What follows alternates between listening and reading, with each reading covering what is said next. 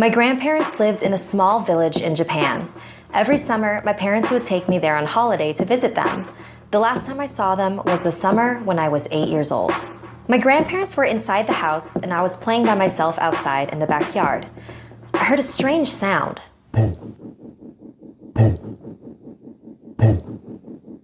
I didn't know what it was and it was hard to figure out where it was coming from. I was looking around, searching for the source of the noise, when I noticed something on top of the tall hedges that enclosed the backyard. It was a straw hat. It wasn't resting on the hedge, it was behind it. That's where the sound was coming from. Then the hat began to move. It stopped at a small gap in the hedge and I could see a face peering through.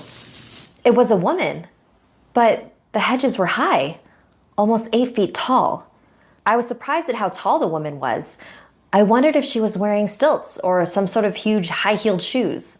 Then, a split second later, she walked off and the strange noise disappeared with her, fading into the distance. Confused, I got up and ran back into the house. My grandparents were in the kitchen drinking tea. I sat down at the table and told my grandparents what I had seen. They weren't really paying attention to me until I mentioned that distinctive sound. They both froze. Grandma's eyes grew wide and she covered her mouth with her hand. Grandpa's face became very serious and he grabbed me by the arm. "This is very important," he said, very intensely. "How tall was she?" "As tall as the garden hedge." "Where was she standing? When did this happen? What did you do? Did she see you?" I tried to answer all his questions as best as I could. He rushed out to the hallway and made a phone call. I couldn't hear what he was saying, but after he hung up, he walked out the door. "Grandma, what's going on?" "There's something dangerous abducting children in this area," she said. "We call it Hachishakusama.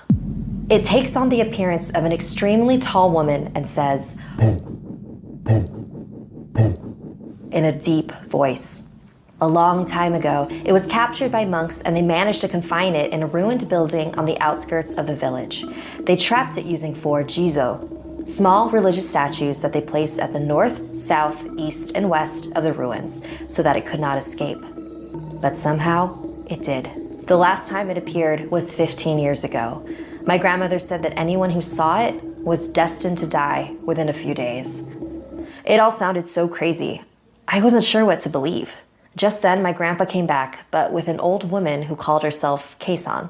They took me upstairs to my bedroom and began covering the windows with newspaper, with ancient runes written all over them.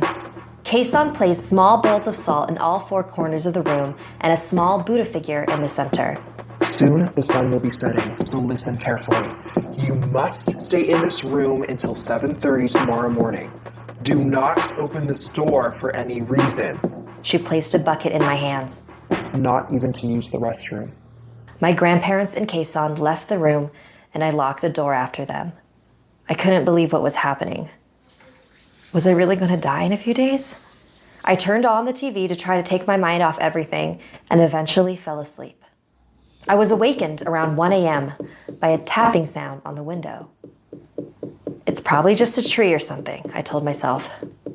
Then came a knock on the door and I heard my grandpa's voice. "Are you okay in there? If you're scared, I can come keep you company." Hearing his voice was such a relief that without thinking, I rushed over to the door. But something didn't feel right. I looked at the bowls of salt in the room. All 4 of them had turned black. And then I heard the sound again. The tapping on the window continued. I knelt in front of the Buddha and began to pray. I was so terrified and caught up in my chanting that I didn't realize the sounds had stopped. I checked my watch. It was 7:30 a.m. Carefully, I opened the door and ran to my grandparents. We all got in a van and headed straight for the airport.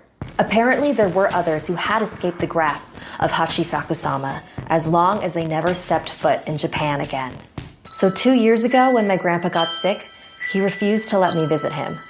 He even left strict instructions in his will to not let me attend his funeral. I couldn't believe that this creature prevented me from saying goodbye to him. So when my grandma called a few days ago to tell me she had been diagnosed with cancer, I wasn't going to let her stop me from visiting. "It's been 10 years, Grandma, and nothing has happened to me. We don't even know if this thing is real. I'm not gonna let it stop me from seeing you. If you say so, dear. I love you, Grandma. I'll see you soon.